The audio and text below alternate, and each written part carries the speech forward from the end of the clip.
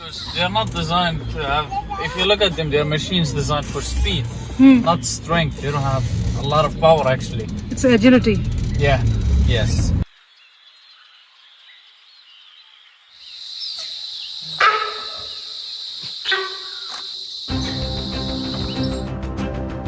The speedster of the savannah has just entered the Valley of the Kings.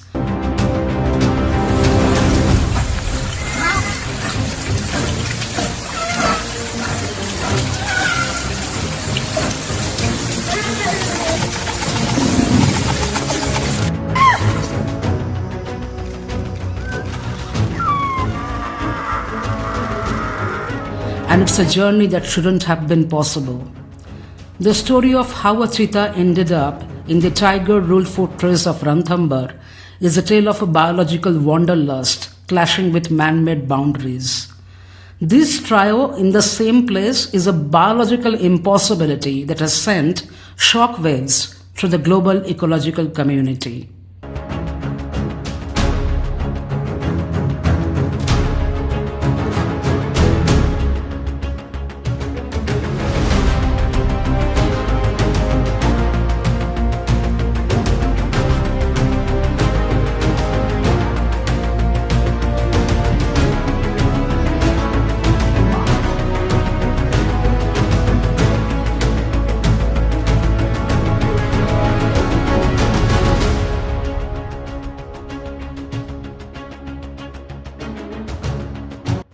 Speed only. That's the only weapon. So that's why they go for a smaller prey. Yeah. They don't try to go for big animals. So because they know they have no chance in the wild anyway. They have really small chance of successful hunting. It's 60% successful hunting chance rate. And I know other animals still always they prey from it. Tigers even worse. Tigers are 15 to 20% in Indian wild. Tigers are. But tigers are stronger. Yes. But tigers are extremely strong. Extremely strong. They're scary strong. Yeah, I consider tigers are. Yeah, tigers are like right there. The elite. Yeah. Yeah, the apex predator. Yeah, top apex predator. Well, in the wild though, every animal usually have something, a predator. Yeah. The other animals get a counter attack for it. Everybody has some strength in their arsenal. You don't know what, Correct, correct, yes. But irrespective of such species-specific advantage, problem for that explorer cheetah is that in the Indian wild, the Bengal tiger can kill an African cheetah with a single snap before the cheetah even realizes it's been caught. Now, hypothetically speaking, let's say an Indian leopard and an African cheetah both attack a tiger simultaneously. Strictly hypothetical scenario. Technically, from a biomechanical and ethological perspective, an adult healthy Bengal tiger, particularly a male, possesses a level of overmatch that makes a successful defense against a simultaneous attack by a leopard and a cheetah highly probable. It could effectively swat the cheetah away, likely causing critical internal damage, while focusing its primary lethal bite on the more dangerous leopard. There won't be any prolonged fight either, unless the tiger is very old or sick, unlike the dramatic movie versions you see in made-up videos. A single Bengal tiger was documented killing 770 kilogram bull gaur and dragging its carcass 15 yards, that means 45 feet, across uneven ground.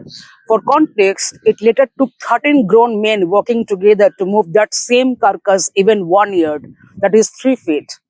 Yes, that's how strong tigers are.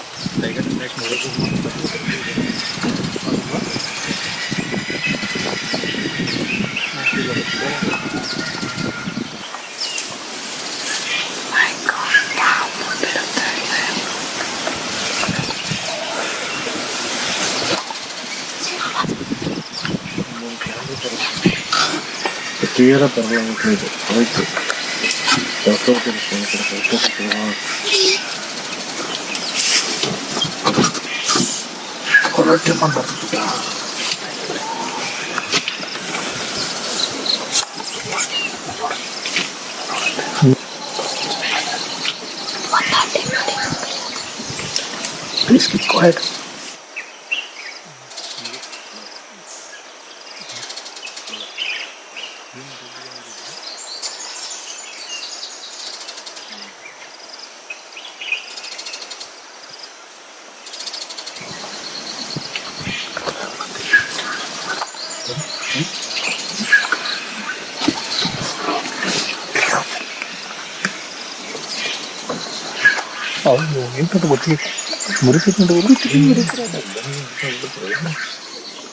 Also note, this is the same forest where legendary Machli killed a 14-foot Maga crocodile and her granddaughter Arrowhead took down another croc in her final days while she was pathetically frail and suffering from bone cancer.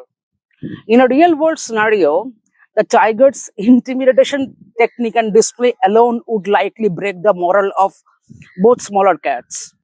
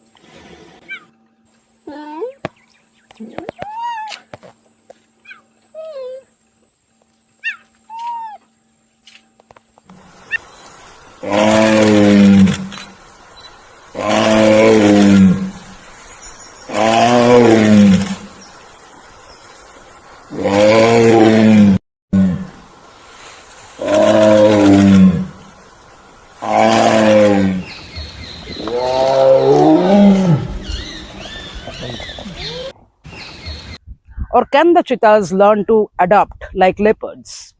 Unlike the historical Asiatic cheetah, these cats must contend with a monsoon climate that has caused fatal skin infections and maggot infestations under their radio collars. Leopards are anyway coexisting with tigers using niche partitioning strategy in Ranthambore and in many other Indian forests. The leopard will abandon a fresh kill and vanish at the mere scent of a tiger. So basically, leopards adjust by moving into margins and fringes of the park, thereby avoiding overlap. While Corbett admired the leopard for its grace, so do I, stating its pound-for-pound strength was second to none. He also acknowledged that a tiger is simply the finest of the fauna in terms of sheer unmatched scale. Leopards opportunistically target tiger cubs at times if mother isn't around, and that's about it. With that being said, high-risk carnivore landscape doesn't automatically translate to deterministic death zone for less powerful predators at a fine ecological scale. Elevated risk of killing doesn't mean certainty. Tigers are extremely energy efficient and they would rather avoid this temporary convergence unless someone is in the mood of deliberate act of dominance by stealing cheetah's hunt or opportunistic predation directly on the cheetah. They are also not used to the sight of cheetahs. Most likely, other than the curious ones, tigers will show indifference. While tiger's infrasound is a biological weapon that can startle both predators and prey, we don't yet know how African cheetahs will actually react to that. There's no credible peer-reviewed research, and it was not even possible to observe in the wild before this happened in Ranthambore. Historically, Asiatic cheetahs and Bengal tigers did share space in India, and they often encountered each other at the interface of two biomes, where tropical dry deciduous forest, which is a tiger territory, met tropical thorn forest and savannas, which is basically a cheetah territory. British-era documents and Mughal records, such as the Tuzuki Jahangiri, frequently mention both predators inhabiting the same local landscapes, particularly in central India. When they did meet, tigers were the dominant force based on few eyewitnesses' accounts. Chroniclers like Abul Fazl focused on the Emperor Akbar's ability to tame this wildest of beasts rather than documenting their natural interaction with other predators.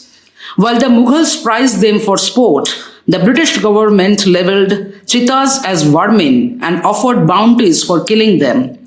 This led to their extermination rather than their study.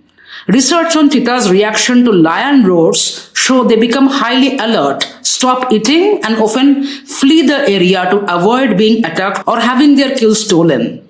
They are famously high-stress animals, but dispersal outcomes are almost always probabilistic. Even in strong tiger landscapes, many species overlap spatially without direct lethal encounters. Cheetahs would almost always avoid direct confrontation with leopards too.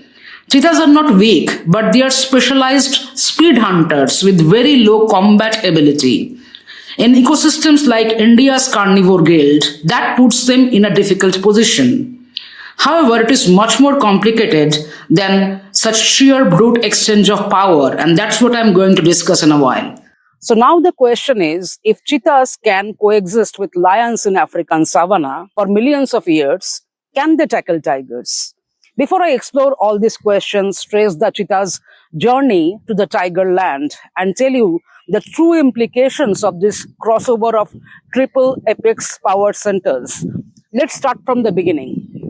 Our story begins nearly 150 kilometers away in Kuno National Park, Madhya Pradesh. Imagine an explorer dropped into a new world with no map. One of the translocated African cheetahs, driven by a powerful instinct known as homing or exploratory dispersal, decided that the boundaries of Kuno were too small. In a single day, a dispersing male cheetah can easily cover 15 to 30 kilometers just through casual foraging and territory scouting. Unlike tigers who patrol a fixed boundary, cheetahs vibe check the landscape. If they don't find high quality prey, or if they smell a superior predator like suppose a pack of hyenas, they typically keep moving. But the cheetah currently making history in Ranthambore KP2, a 2.5-year-old male with a documented history of being a frequent wanderer. He is not just any cheetah, he represents a major milestone in Indian conservation as a first-generation Indian-born cub under Project Cheetah.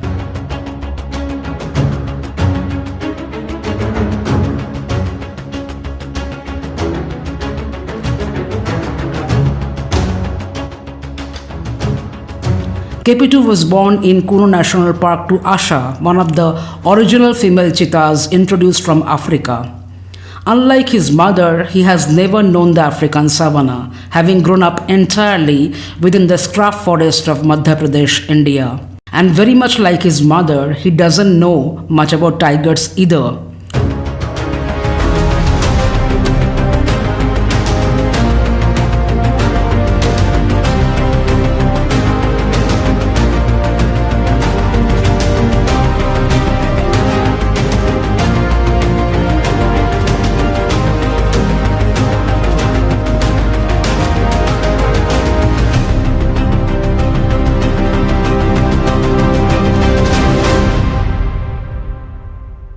The African cheetah has spent 3 million years evolving alongside the lion. It has hardwired instincts for exactly how much space to keep from lion. The cheetahs currently in India, like KP2 from Kuno National Park, are African-born or first generation. They have zero evolutionary memory of the tiger. They are essentially software that hasn't been updated to recognize the specific hardware of a Bengal tiger.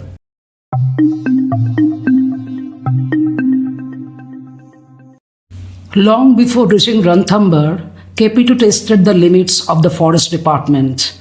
In March 2026, he reportedly trekked more than 500 kilometers from Kuno into other parts of Rajasthan, passing through the Baran and Kota districts.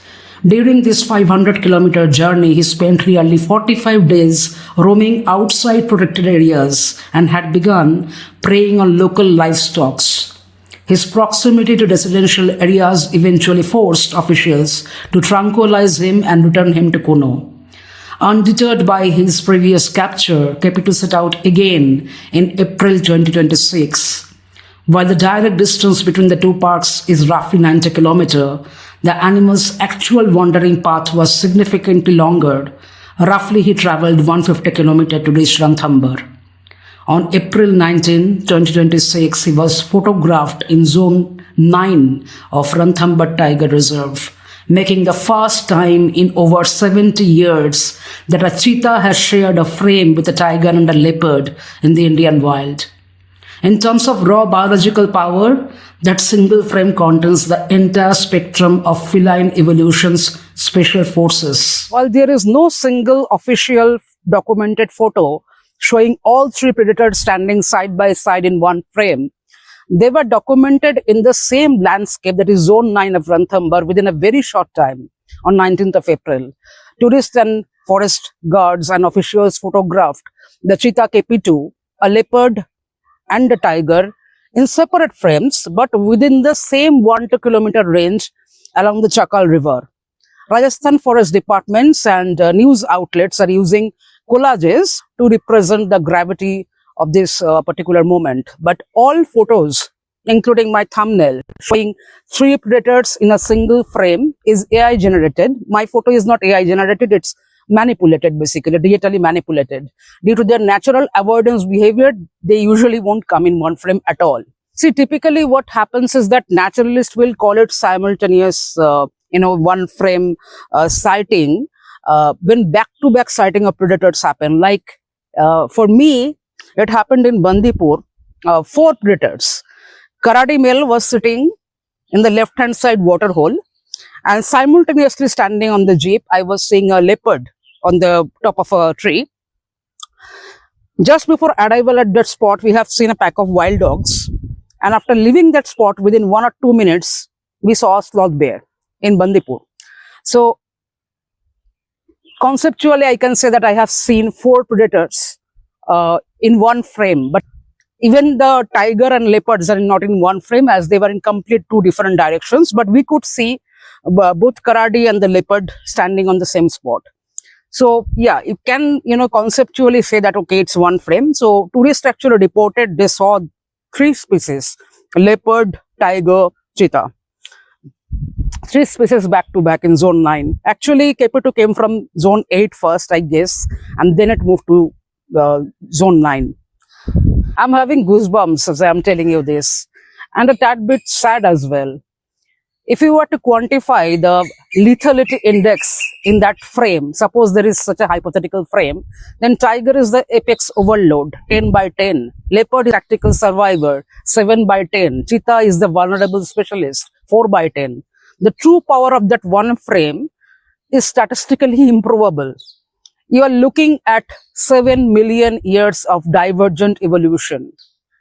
One that chose strength, one that chose stealth, and one that chose speed, all within 35 mm, shrunk because of human into a predator pit. This individual likely began a long walk northward, navigating through a perilous knowledge of human settlements, mustard fields, and the Chambal River ravines.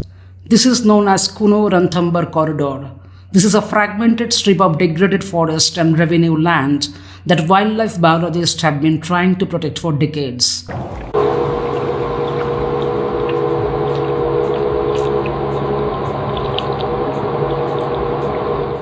He would have crossed the Chambal River, likely at a narrow point, moving under the cover of night to avoid human detection. As he moved north, he would have picked up the scent of a lush, prey-rich environment. To a hungry cheetah, the high density of chital in Ranthambore acts like a biological magnet.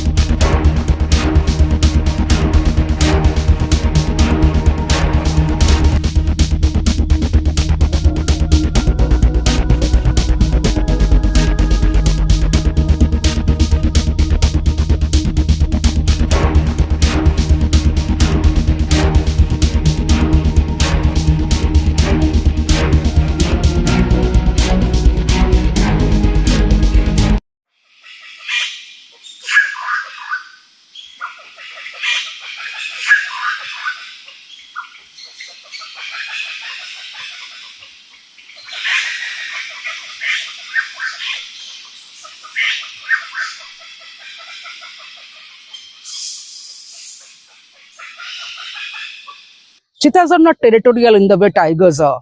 They are spatial. They need vast contiguous landscapes. In India, cheetahs are hunting nilgai cubs and chital, spotted deer. Unlike the African springbok, which is built for high-speed evasion, these Indian prey species often try to hide or use their brush, meaning the cheetah doesn't need to hit 110 km per hour to catch them. In a landscape with 90 plus leopards like in Kuno or 170 leopards like Ranthambore, a cheetah cannot even afford to be exhausted. A high-speed chase leaves the cheetah extremely vulnerable to being killed by a leopard while it's cooling down. Consequently, they take fewer risks and perform fewer high-speed sprints. In Indian forests like Ranthambore, cheetahs can still technically reach their top physical speed of 110 to 120 km per hour, but the terrain and competition significantly change how they use it. Also, there is a massive difference between can and will. A Ferrari can go 320 km per hour, but it won't do that on a rocky dirt track in a forest. Ranthambore is full of dhok trees, uneven rocks and ravines. If KP2 tried to hit 120 km per hour there, he would likely injure himself. He has to cap his speed at around 50 to 60 km per hour max, and that means the strongest tool in his arsenal is dumbed down by half. By this time, he must have started prioritizing acceleration and sharp turns to navigate through trees rather than pure top-end speed. KP2 successfully hunted a goat shortly after entering Ranthambore landscape in the forest area near the Shyam Vatika residential region on the outskirts of Savai Madhopur. That can typically sustain him 3 to 5 days and even 10 days under desperate time such as this. He may manage few more days with birds and tiny mammals. In the warm Rajasthan climate, meat can begin to decompose or attract flies and maggots within 24 to 36 hours, making it unappealing for a cheetah to stay with the carcass for long. Unlike other big cats, cheetahs generally do not return to old rotting carcasses. They prefer fresh meat and will abandon a kill once they have finished their initial feast. So tiny mammals are a good choice, but he is now actively seeking natural prey as he reached end of his reservoir, as and when I am recording this on 28 April, 9 days after his entry. There is still no confirmed news of deer hunt. While KP2 is currently trying to embrace the habitat, a decision on whether to tranquilize and return him to Kuno is still pending. A joint team of experts from both parks is monitoring him through radio collar 24/7, and they will even intervene if he starts suffering from hunger. Chances are KP2 may continue to target livestock like goats and sheep from village boundary, as they are easier to catch than wild deer in the dense forest. Meanwhile, how long KP2 can survive tiger terrain remains the bigger question. Long-term continuous monitoring to protect him from tiger won't be feasible. Today I got the news that he re-entered Zone 8. Cheetahs like KP2 are specialized to fill a niche void left by the extinct Asiatic cheetah, targeting savanna herbivores like chinkara that tigers and leopards rarely prioritize. making them superior grassland specialists. Then there is certain fearless adaptability in marginal habitats, I'm noticing. While leopards are masters of stealth in human-dominated areas, KP2 has navigated diverse landscapes between national parks. His ability to navigate high-threat corridors while defying the shy nature of leopards marks a intriguing bold behavior. Cheetahs got the highest hunting success rate among these big cats, as you heard us discussing, but they are often ousted from their kills by larger scavengers or other competitors. This is called kleptoparasitism. Even if KP2 successfully hunts, he is likely to lose his kill to a leopard or tiger, as he lacks the leopard's ability to hoist kills into trees to get it away from tiger. Now, some of you may say you saw cheetahs on tree. If that's the case, you likely saw the cheetah on a sloping or low-hanging branch. Cheetahs usually jump or scramble onto easy-to-climb trees rather than scaling a straight trunk. Tigers in Ranthambore fail to kill almost 90 to 95% of the time. That's why they actively kill other carnivores like leopards and dholes to eliminate competition. KP2 is at high risk if he enters the core territories of dominant tigresses even like T108 or T2310 in Zone 8. Why cheetahs cannot learn to adopt like leopards, say? Because leopards are the special forces of the cat world. They are masters of the buffer zone. But cheetahs lack the biological hardware to copy that strategy for three specific reasons. Number one, verticality. Leopards survived tigers for millennia by evolving retractable claws and massive upper body strength to haul carcasses up trees. A cheetah cannot climb. Its straight, blunt claws and light skeletal structure mean it has no vertical escape. In Ranthambore, if a tiger corners a cheetah, the cheetah has nowhere to go but forward, straight into the tiger. Number two, the visibility problem. Leopards are ghosts. They hunt at night and hide in the thickest bush during the day. Cheetahs are diurnal, that is the day hunters, because they rely on sight for high-speed chases. This makes them highly visible. In a tiger-dense forest, being visible during the day is a death sentence. Number three, the specialization burden. Evolution is a trade-off. The cheetah traded strength and versatility for speed. A leopard can hunt a bird, a dog, a large deer. It can live in a sewer pipe or even a skyscraper.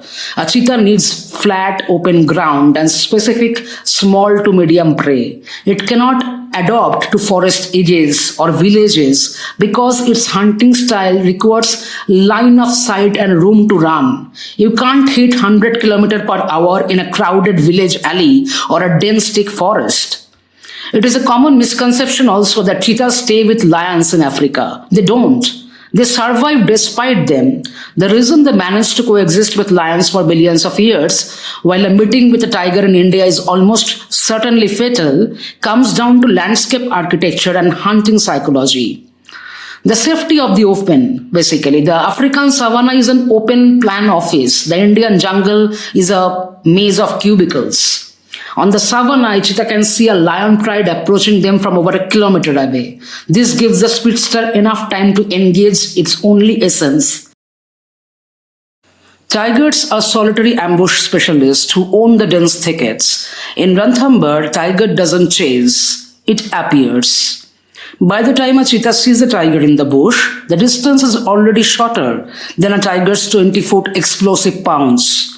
An unfamiliar animal like a cheetah would trigger a threat assessment that may end up in an attack. Tigers are cautious around large or high-risk animals like adult elephants, rhinos, or large pack of dholes. However, a 40-50 kilogram cheetah is significantly smaller. The risk of retaliatory injury being insignificant, tigers mostly would assess them as a low-risk target even when meeting them as a first. Because lions live in social prides, they are vocally and visually conspicuous. Cheetahs use fine-scale temporal avoidance, essentially a carnivorous ballet where they hunt during the blistering midday heat when lions are most likely to be sleeping in a heap under a tree. Tigers, on the other hand, are silent, solitary assassins and hyper-territorial with no fixed rest schedule that a cheetah can easily predict. A tiger often sees any other predator, leopard, dhole, or even sloth bears and crocs, not just as a competitor, but as a target to be neutralized immediately. But then it depends on individual temperament and context. A cheetah's unique chirping vocalizations and slender spotted appearance, completely different from the familiar leopard, might cause a tiger to pause and assess the new threat before acting. So they might avoid, as I said in the beginning, but that will be the short-term instinctive avoidance, not a peaceful long-term coexistence.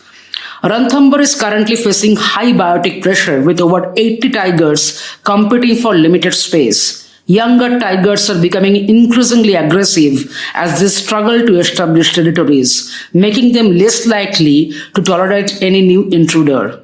However, deadly encounters are not inevitable for every disperser, and big cat encounters always don't resolve in lethal outcome.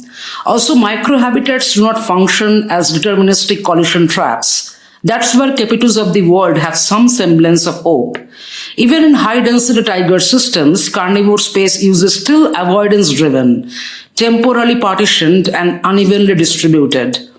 Still, for cheetahs in Ranthambore, the dominant effect would be mediated through landscape of fear, meaning KP2 will learn to alter movement patterns based on tiger cues if he has to survive for a decent time in Ranthambore, and I mean without the current 24/7 monitoring support.